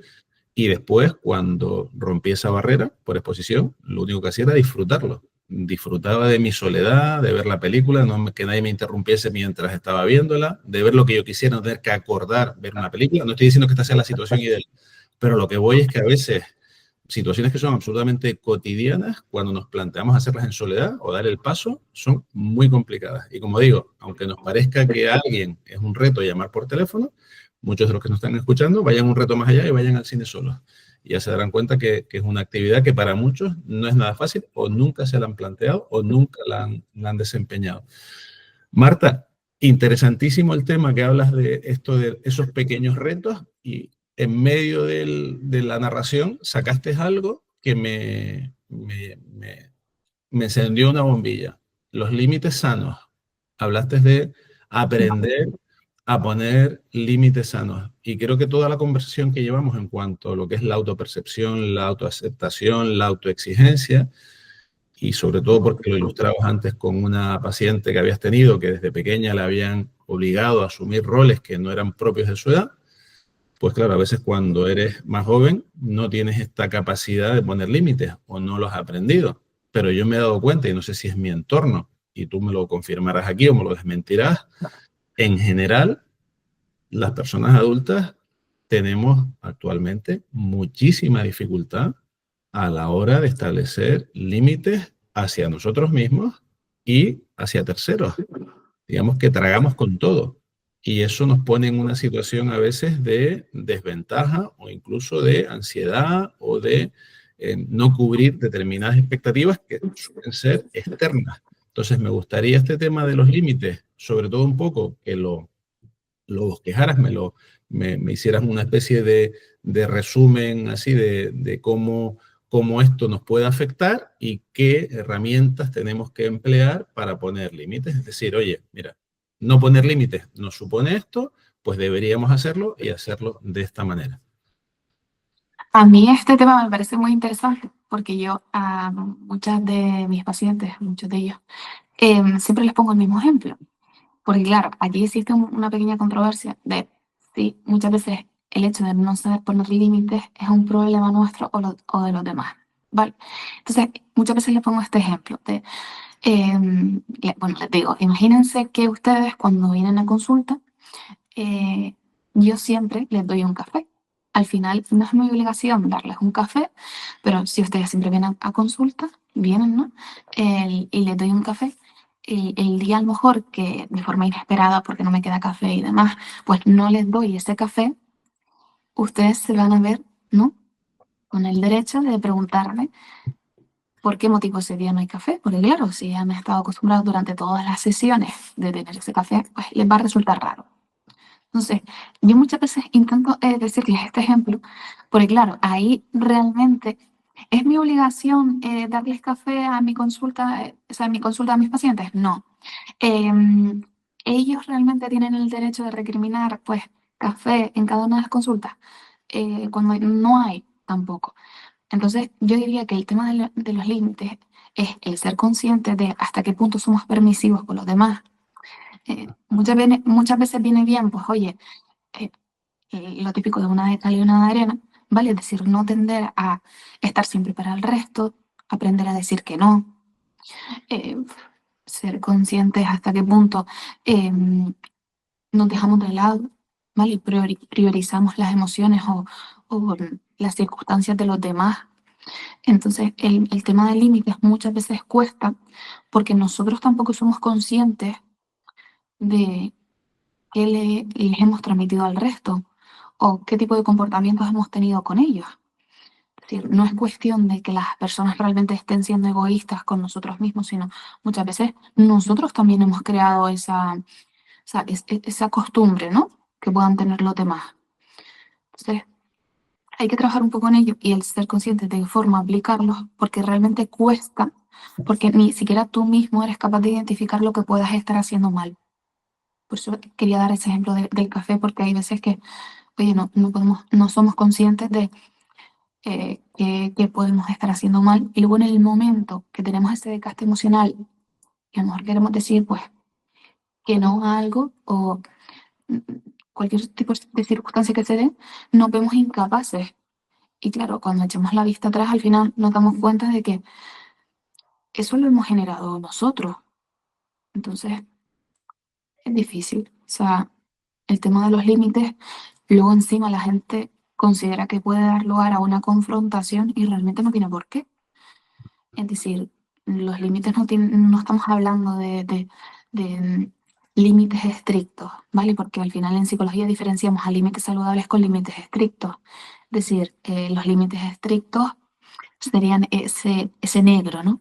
Y los límites ausentes serían el blanco. Al final, los límites saludables estarían entre las tonalidades grises, como digo yo. Es como, vale, sí soy consciente de lo que quiero, lo que me gustaría, pero tampoco lo puedo aplicar de forma drástica con los demás. Cuando somos conscientes de que queremos hacer ese cambio, tiene que ser algo de forma gradual, ver de qué forma, mm, ¿sabes? Trasladarlo o empezar a comportarnos de forma más adaptativa con nosotros y con el resto. Porque claro, está esa duda de quién realmente ha tenido el problema. Hombre, cuando pones la duda en medio, a mí se me ocurre pensar como que se complican las cosas, porque si hemos estado hablando en todo momento de aumentar nuestra conciencia, claro, ya estamos hablando de que no solamente tenemos que ejercer el colocar nosotros el límite en un momento determinado, sino ver hasta dónde lo hemos provocado, por lo que decías tú, ¿no? Por esa habituación que hemos desencadenado a la persona, poniéndole un café todos los días, el ejemplo que tú usabas, que me parece magnífico, pues hasta dónde he sido yo, pues el que ha provocado, digamos, esa situación. Yo en este aspecto estoy, digamos, en desacuerdo contigo. Desacuerdo en el sentido de que yo me considero que yo puedo dar hasta donde yo quiera y eso no implica en ningún momento el hecho de que la persona, ¿sabes? Pues se crea acreedora de esa dádiva, de recibir, sino No, yo sí, estoy... sí, sí, sí, yo- te disculpa. Sí es verdad lo que tú dices, o sea, me refería a veces somos capaces de dar, pero en ocasiones no identificamos que a lo mejor ese día o en ese momento no podemos. Lo que como estamos acostumbrados, ¿no? A estar en ese nivel y a dar por los demás, igual no te paras a sentir realmente qué es lo que sientes tú. Habla, ahí te doy toda la razón. O sea, no sé si me estaba explicando bien, pero, o sea, evidentemente tú y tu forma de ser, si tienes esa forma de pues entregada, ¿no? Yo hablo de que muchas veces te impide, yo qué sé, por ejemplo, tengo adolescentes que muchas veces me dicen, es que Marta, de aquí para atrás siempre he dicho que sí a un plan con mis amigas y a veces no he sido consciente de que realmente me he sentido obligada, ¿no? Y en cambio lo que me apetecía era estar en casa tranquila. Entonces, hablo de ver hasta qué punto, ¿vale? Tú necesitabas decir que no, pero has dicho que sí. Entonces, cuando se generan ese tipo de comportamientos. Vamos, completamente de acuerdo. Yo es que no te había entendido el matiz y lo que pensaba es que tú lo que decías es que al final no se sabía muy bien dónde estaba la barrera de quién había generado el tema o no. Ahora ya lo has explicado y te he entendido perfectamente. Yo aprovecho para decir que si alguien no lo piensa o no lo sabe, a día de hoy existen seminarios, cursos para aprender a decir no. Y esto creo que es un tema, además, que tiene que ver con la cultura en la que tenemos. La cultura latina es muy de ceder, de decir que sí, no priorizar, apuntarse a todo y al final verse absolutamente desbordado porque no se puede cumplir con nada. Y la cultura sajona es mucho más tajante en este aspecto. Yo recuerdo una época que tuve la ocasión de trabajar en Estados Unidos, donde tú pedías cualquier cosa, te decían que no, con una sonrisa, y el mundo seguía. No había ningún cisma, no había ningún enfado, sino simplemente la persona en cuestión a la que tú le pedías algo que esa persona sabía positivamente que no podía acceder a ello, en vez de darte ese sí condicional que damos en la cultura latina, ¿no? De sí pero no, y al final la otra persona interpreta que tú te vas a comprometer y claramente te decían que no. Afortunadamente veo que esto se aprende y que se puede mejorar. Recientemente, además, tú y yo tuvimos un caso donde estábamos debatiendo una posibilidad profesional y tú dijiste, no puedo. Y lo dijiste con asertividad y yo dije, ah, fantástico. Y es como debe ser. Con lo cual aquí aprovecho para decir que si necesitan aprender a decir que no, tienen aquí ahora mismo una profesional que no solamente lo puede enseñar, sino que lo practica ella con asertividad y es como debe ser. Es saber poner límites, sobre todo ni siquiera a los de afuera, sino saber hasta dónde yo puedo llegar, porque tenemos la mala costumbre que nos comprometemos con muchas cosas y al final eso acaba causando una devastación ya no solamente en nuestra salud física, sino en nuestra salud psíquica. Por lo tanto, el tema de poner límites sanos es fundamental desde mi punto de vista. Sí, Marta, una pregunta así como muy de lo que te decía antes, muy accionable, muy de llevar a tierra. Al igual que me hablabas de este paciente que empezó a practicar la llamada telefónica, vamos a ponernos en la conducta genérica de cómo aprender a poner límites. Me lo dices en plan teórico, ¿vale? ¿Cuáles serían los pasos? Si existen alguna serie de rutinas o pasos.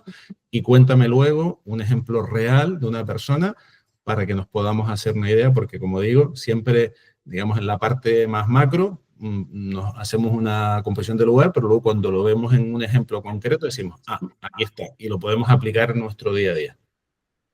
vale, pues una forma de marcar ese tipo de límites pues sería verlo desde fuera, es decir, muchas veces ayuda a ver el tipo de comportamiento que estás teniendo con los demás o contigo misma.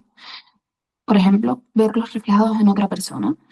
¿Tú qué pensarías si esa persona actúa como tú estás actuando?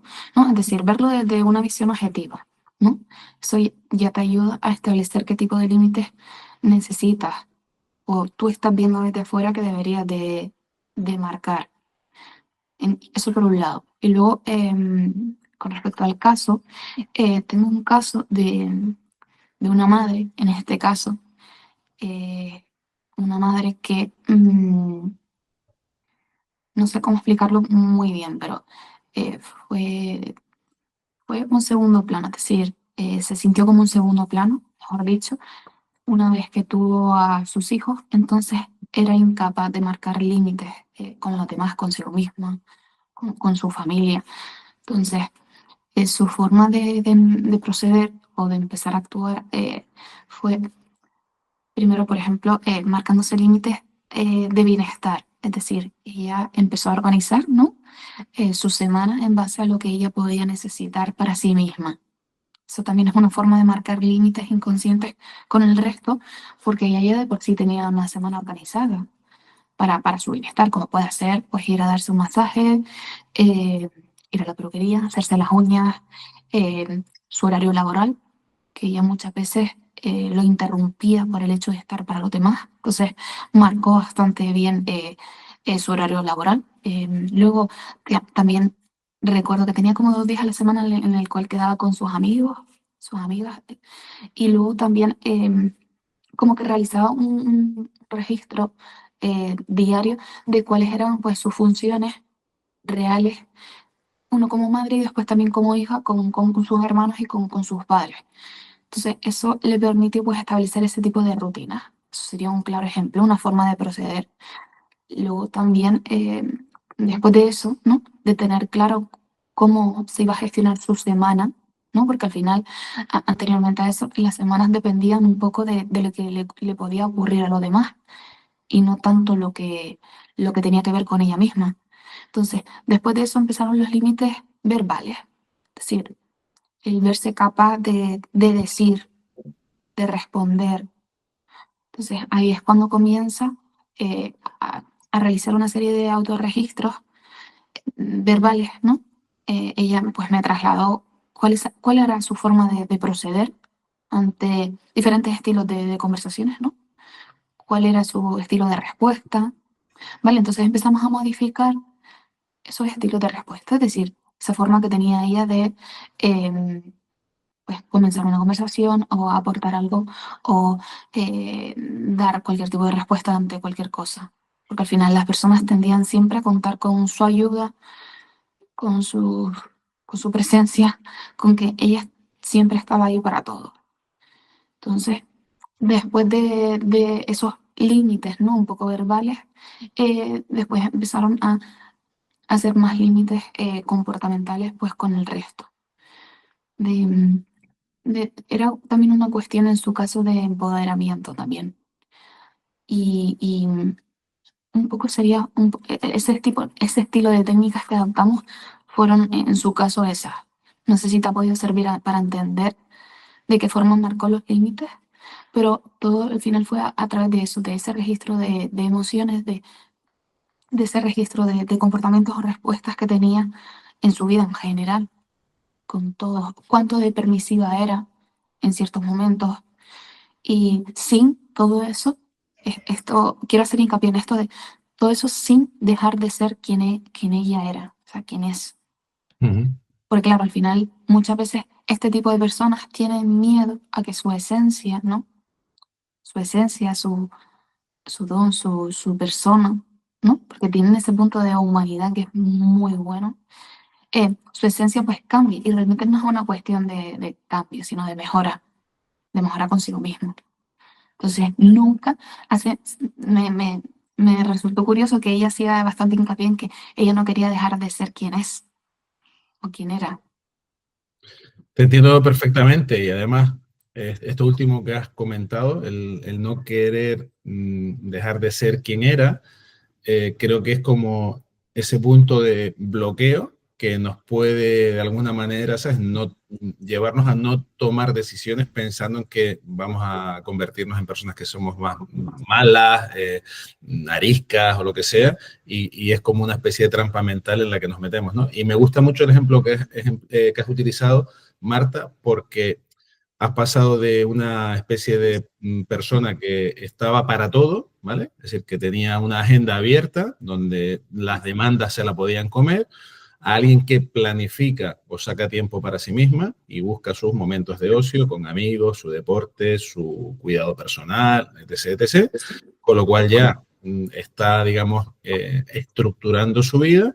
Y luego pasas a la siguiente cuestión, que es a la hora de reclamar esos momentos para sí, pues cómo los verbaliza al resto. Y entiendo, o por lo menos quiero entender, que tú de lo que me hablabas es que tú empiezas a trabajar con ella, no los momentos en sí, que también le ayudarías un poco a estructurarla, sino a cómo lo comunica para no hacerse más agresiva, para no perder a lo mejor esa esencia que tú comentas y que no parezca que la persona A, que era todo bondad, todo disposición para todo el mundo, pues primero necesita reclamar tiempo para sí y segundo, que no lo haga de una forma abrupta, pareciendo pues que esa persona ha pasado de ser A a B y ha pasado de ser buena a mala, malísima y que ella lo que quería de alguna forma que la transición, o eso te he querido entender, fuera suave, ¿no? Un poco creo que ibas por ahí.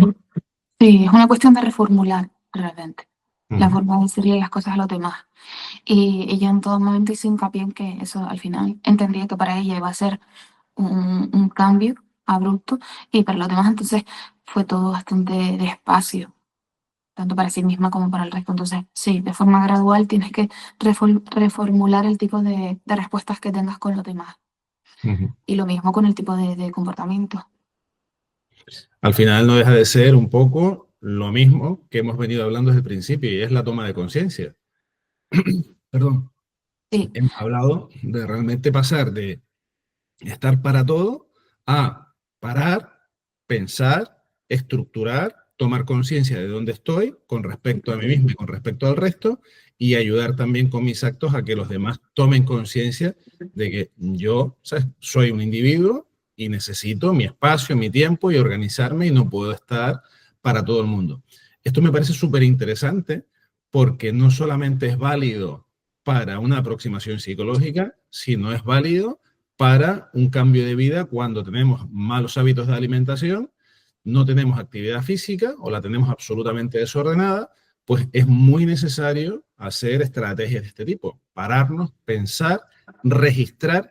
Yo creo que es fundamental el tema de los registros. Si no vemos negro sobre blanco cómo tenemos que estructurar nuestra vida, vamos dando bandazos y haciéndolo al azar. Esto tiene una importancia vital frente a alguien o algún profesional de la nutrición que nos entregue una dieta en un papel y nos haga cumplir algo que puede ser irreal. Es mucho más importante aplicarnos en nuestra vida qué es lo que debemos hacer con una dirección adecuada, ya sea desde el punto de vista nutricional, ya sea desde el punto de vista emocional, ya sea desde el punto de vista de la actividad física, tenerlo registrado. Evidentemente ese registro tiene que ser abierto, no puede ser estricto, porque si no pasaríamos de un estrés del caos a un estrés del orden y eso pues tendría un efecto devastador sobre nosotros y de alguna manera no solamente hacernos saber a nosotros mismos dónde queremos estar, visualizarnos en un tiempo determinado, decir, esta es la persona que yo quiero ser, sino también hacérselo saber al resto del mundo porque están acostumbrados a disponer de nosotros como si fuéramos un trapo de cocina, que hoy te pongo aquí, mañana te pongo allá, y realmente al final nosotros perdemos nuestra propia identidad. Y además hacerlo, como está comentando Marta, con esta transición suave, es decir, no ser abrupto, no querer escapar ahora de esta disposición para todo el mundo y ser, digamos, hosco o ser, digamos, desagradable, ¿no? Hay que hacerlo de una forma o transicionar de una forma mucho más suave. La verdad es que el ejemplo me ha parecido muy bueno porque creo, es aplicable, como te digo, a todas las facetas de la vida cuando queremos hacer un cambio. Marta, una cosita así un poco por ir ya cerrando los temas. Estamos hablando de cómo nos vemos a nosotros mismos, cómo nos ven los demás, la autopercepción, el autocuidado, la autoconfianza y entramos en, yo creo, en el tema estrella, que me ha dicho un pajarito que a ti te gusta mucho, que es el tema de las redes sociales, ¿no? Tenemos aquí el elemento distorsionador por excelencia que existe hoy en día, que si nosotros intentamos remar hacia un lado, pues esto es una ola que nos pega y si no tenemos la base bien asentada, nos da de un lado a otro. ¿Cómo es las redes sociales y la irrealidad que pueden manifestar, nos pueden afectar y cómo nos podemos defender de ella, Marta? Pues a ver, esto es un tema un poco curioso porque al final vemos una ves una cosa que no es una realidad, al final es una versión, ¿no? Editada, filtrada, de personas, de vidas, que no se ciña a la realidad. Entonces, sí, por lo menos tenemos ese primer concepto de que lo que muestran las personas en redes sociales no es lo que realmente es. Y gracias, o sea, gracias a que hoy en día hay ese tipo de influencers, ¿no? Que muestran un poco la realidad de cualquier tipo de foto, esas comparaciones que hacen, y es un poco que le dan importancia y promueven en ese aspecto la salud mental. Gracias a eso, porque claro, antes se daban una serie de circunstancias y provocaban en este tipo de adolescentes problemas muy graves como los que tú tratas, como TCA y demás. Entonces, el impacto es tan grande que hace que midamos nuestro valor en función de lo que otros muestran, ¿vale? De lo que no es realmente nuestra realidad. Entonces, no sé, yo creo que nos vemos desconectados un poco de lo que es nuestro camino, nuestros logros. eh, Nos hace cumplir con una serie de estándares, como decía, que nos impone las redes sociales o la sociedad en ese tipo de fotos, de vídeos que se generan. Esto está claro que es así y es la descripción de lo que sucede. Y además tú has dicho que es una irrealidad y yo soy de los que siempre digo e insisto que todos, absolutamente todos, llevamos nuestro gran cubo de basura a la espalda, que no se ve, pero todos tenemos problemas, todos tenemos eh, situaciones que no son agradables, que nunca jamás las expondríamos en público porque temeríamos a que fuéramos motivo de escarnio o señalamiento. Y partiendo de esta base que todos llevamos el cubo de basura, no sé por qué, psicológicamente, igual tú me lo vas a explicar, determinados perfiles de personas pues tienden a pensar que sí, mi vida es una porquería, pero la de esta persona es ideal y es verdad y me lo tengo que creer, que todo lo que muestra es así y es fantástica y maravillosa. Es decir, ¿qué, qué es lo que está haciendo nuestra mente? ¿Cómo nos está jugando una mala pasada? ¿Cómo podemos identificar esto? ¿Qué llamada de atención le podemos hacer a una persona partiendo de la base que lo que se ve en las redes sociales no es real, en la mayor parte de los casos? Ahora mismo alguien que se rija o rija su vida por quererse comparar a no sé quién o querer parecerse a no sé cuál, eh, ¿cómo le podemos dar una sacudida así, Marta, para decirle, ojo, fíjate en esto, o date cuenta de esto, o estate atento a esto? ¿Cómo lo podemos hacer? El ser consciente de todos esos casos, porque, como te decía, afortunadamente hoy en día se ven pues relaciones idílicas que luego acaban terminando, ¿no? Personas, ¿no? Referentes idílicos, referentes entre comillas, que luego acaban pues metidos en algún tipo de problema que en general la sociedad no se esperaba. Entonces, prefiero, yo creo que diariamente tenemos claros ejemplos de que las cosas no se dan o no son como creemos. O sea, ya eso por lo menos te puede ayudar a identificar el tipo de problemas que ocurren realmente, que ocurren realmente a todos en general. Es decir, en las redes sociales, todos los que somos jóvenes, así como yo, o adolescentes, en numerosas ocasiones nos han sorprendido las noticias que han salido pues, sobre personas que a lo mejor ni te lo imaginabas que eso podía ocurrir. Entonces ya eso te puede agarrar un poco a la realidad de que tú tienes que ser consciente de que eh, decir, como todos, existen problemas, existen, como tú dices, existe esa basura en cada uno de nosotros que no reflejamos. Al final, las redes sociales es la mejor cara de todos nosotros. Es decir, nosotros reflejamos nuestra mejor cara, nuestro mejor momento y realidades. Nos vamos de viaje y lo que mostramos es las mejores fotos y a lo mejor la realidad detrás de ese móvil, esa cámara, es otra cosa. Entonces, ya solo el que nos ayude los claros ejemplos que hemos tenido o estamos teniendo con este tipo de personas, que muchas veces crea este impacto porque tú te habías imaginado otra cosa, pues eso ya te ayuda a apreciar los logros que tú tienes, las cualidades que tú tienes, apreciarte a ti mismo y tener ese reconocimiento personal, ¿vale? Mucho más allá de lo que ves o de compararte con los demás. Es decir, redefinir un poco. cuál es el concepto para ti del éxito, ¿no? De, ¿sabes? De la envidia que puedas tener a los demás, que a lo mejor realmente mm, ellos carecen de lo que tú puedas tener, ¿no? A valores también como persona. Entonces, no sé, sería un poco desarrollar un tipo de mentalidad fuerte, consciente y real, ¿sabes? ¿Y tú crees, por ejemplo, yo tengo muy claro que las redes sociales pueden convertirse desde el punto de vista de la productividad un sumidero de tiempo, porque de hecho están diseñadas para atraparnos y mantenernos ahí durante el mayor tiempo posible? De hecho, hay expertos en neurobiología, psicólogos, psiquiatras que trabajan dentro de las compañías que ofertan las distintas redes sociales y su objetivo es que estemos enganchados la mayor parte de tiempo posible, con lo cual es un sumidero de tiempo brutal.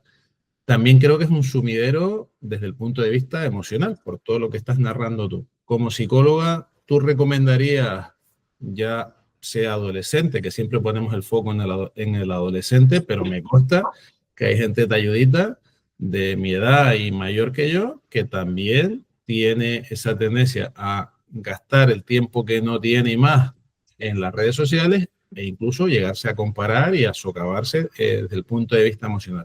¿Tú recomendarías como psicóloga hacer un corte radical, desinstalarse todas las redes sociales, por ejemplo, del dispositivo móvil, y para tener que acceder a ellas, pues hacerlo a través de ordenador y hacerlo a través de contraseñas que nos cueste llegar a ellas? ¿Tú lo recomendarías? ¿Piensas que es algo positivo? ¿Piensas que es una medida radical y que no es conveniente? ¿Cómo lo ves tú esto? Lo vería algo radical, la verdad. Yo creo que es mucho más fácil, es decir, si tú, por ejemplo, comienzas haciendo una limpieza digital, ¿no? En plan, consumir el tipo de contenido que realmente te gusta, ¿no? Limpieza digital, limitas tu tiempo, ¿no? Hoy en día, muchos móviles, pues, nos facilitan el hecho de limitar nuestros tiempos en X redes, aplicaciones, ¿no?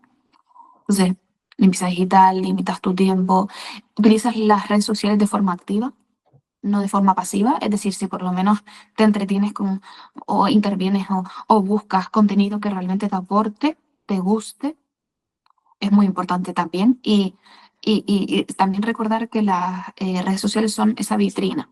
Yo diría que un poco serían esas cuatro cosas. No creo que haya que ser pues radical, porque oye, muchas veces las redes sociales te unen a amistades que a lo mejor las tenemos lejos, familiares. Oye, ves, o sea, una foto sobre alguien y te alegras, le escribes y das lugar a una llamada telefónica o una conversación. No sé, no sería tan radical, pero sí que yo misma hago bastante hincapié en una limpieza digital y marcar límites de tiempo. Y ves que es eso, y al final si inviertes tu tiempo de forma activa, las redes sociales te pueden servir mucho. O sea, yo, yo en mis redes sociales como psicóloga, por ejemplo, trabajo mucho con contenido sobre salud mental y al final eso puede resultar bastante productivo para los demás.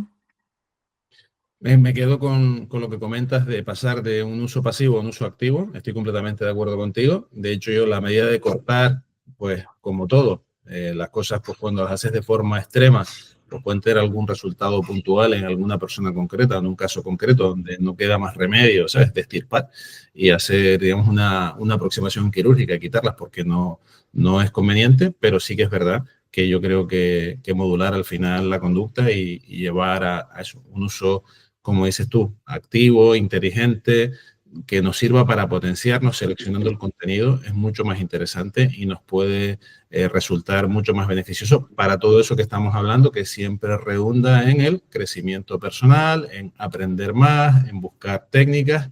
Y hoy, afortunadamente, pues tanto en el campo de la psicología como en el campo de la nutrición, como en el campo de la actividad física, hay muchísimos creadores de contenido que dan pues herramientas, tips, dan muchas recomendaciones que pueden ser muy fáciles de poner en práctica y muy fáciles de seguir y que por lo tanto pues nos pueden ayudar a mejorar. Marta, estamos un poco ya en el final, no porque queramos, sino tampoco esto lo vamos a hacer más largo, porque podríamos estar 3 días seguidos hablando y estoy seguro que tendríamos temas para sacar y para poder debatir, pero como todo tiene que tener un principio y un fin, me gustaría que hicieras un poco un resumen de las cosas más relevantes en todo lo que hemos visto de la autopercepción, de la autoexigencia, de la autoimagen, de las propias redes sociales que hablamos al final. 4, 2, 3 cosas que tú digas, mira, es súper importante que nos quedemos con este mensaje final, ¿vale? Y ya un poco luego pasamos a que tú digas dónde te podemos localizar y hacemos. Pero sí que me gustaría eso, que hicieras un resumen diciendo, oye, si has visto la entrevista hasta el final, quédate con que estas cosas son súper importantes para que tu vida mejore un 1% a partir de hoy si las pones en práctica. Vale, y un poco el consejo que daría sería que si al final tú intentas tratarte a ti mismo con esa misma amabilidad, respeto con el que lo harías con los demás, al final lo que generas en ti es esa autoaceptación, autocompasión, o sea, el ser un poco más pacientes y no tan críticos con nosotros mismos, no hablarnos muchas veces con ese tipo de dureza, ¿sabes? O exigirnos según qué cosas. Entonces, si tú empleas esa amabilidad contigo, al final lo que generas es ver mucho más allá, ¿no? De todo lo que eres y ser consciente de tus logros o valores como persona. Me encanta, porque es un cierre fantástico a qué hacer a partir de hoy mismo. Marta, ¿dónde te podemos encontrar? ¿Redes sociales, consultas? Si alguien quiere hacerse con tus servicios, ¿cómo te puede buscar para conocerte un poquito más y para llegar a ti? Yo ahora mismo estoy trabajando en Las Palmas de Gran Canaria, concretamente en la capital, en la zona de Triana. Nos encontramos ahí y estoy pasando consulta en un centro, se llama Centro de Psicología Clínica y de la Salud. Vale, y un poco ahí estaría pasando consulta de forma online y presencial, ¿vale? Trabajo con personas, bueno, pacientes infanto-juvenil y adultos y, y nada, y luego por redes sociales me pueden encontrar en la cuenta Psicomarta HD, la abreviación de Hernández, Psicomarta HD _ y en TikTok también. Suelo subir un poco de contenido. Y nada, eso sería un poco toda la información. Vale, dejaremos todo en las notas del episodio para que te puedan localizar, tanto la dirección del centro y el nombre, como tus cuentas en redes sociales.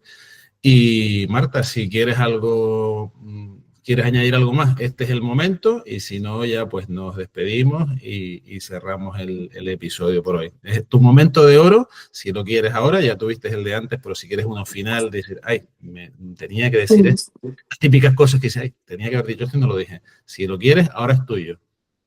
A mí me gustaría que la gente confiase más en sí mismo. Al final, todo tiene una solución con ayuda de alguien y más y mucho más con ayuda de nosotros como profesionales, se puede buscar esa solución, ¿no? Ese fin de mejora, de crecimiento. Entonces, me gustaría que la gente confiase mucho más, ya no solo en nosotros como profesionales de la salud. Hay gente que hoy en día desconfía un poco de la función de que podemos tener los psicólogos, pero me refiero mucho más allá, es decir, que confíen en sí mismos, en que existe opción de cambio, de mejora, de que confíen, que no se resignen, que no tiren la toalla, como decíamos, que no tiendan a rendirse ante cualquier problema o circunstancias que se les dé en la vida, que al final sí tienen opción a que alguien les pueda ayudar, siempre hay una salida. O sea, yo he visto casos muy fuertes o tremendamente impactantes que al final han visto la luz. Entonces me gustaría mucho transmitir la confianza en los demás. ¿Sabes? Que confíen en sí mismos, que se vean capaces de lograr cualquier cosa y que generen en ellos ese crecimiento de mejora y de valía personal. Pues lo dicho, si has seguido el episodio hasta aquí, el mensaje más claro, imposible. No te resignes, no tires la toalla. Sabes que puedes construir, da igual el sitio donde estés, más arriba, en medio, abajo. Acuérdate que eso siempre es una autopercepción. Quizás no estás ni tan arriba como crees, ni tan abajo como piensas. Déjate ayudar, pide ayuda, busca una ayuda profesional, busca un libro, busca un podcast, busca lo que quieras para que ese sea el inicio de tu remontada.